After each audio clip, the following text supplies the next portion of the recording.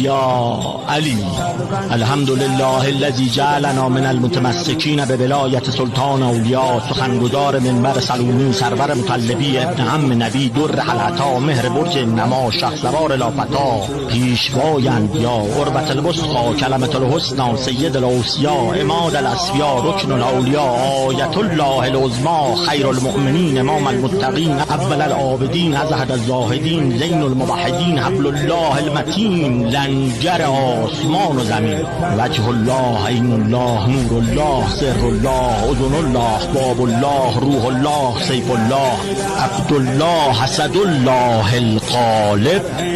آقا جانم حیدر امیر المؤمنین علی علیه السلام.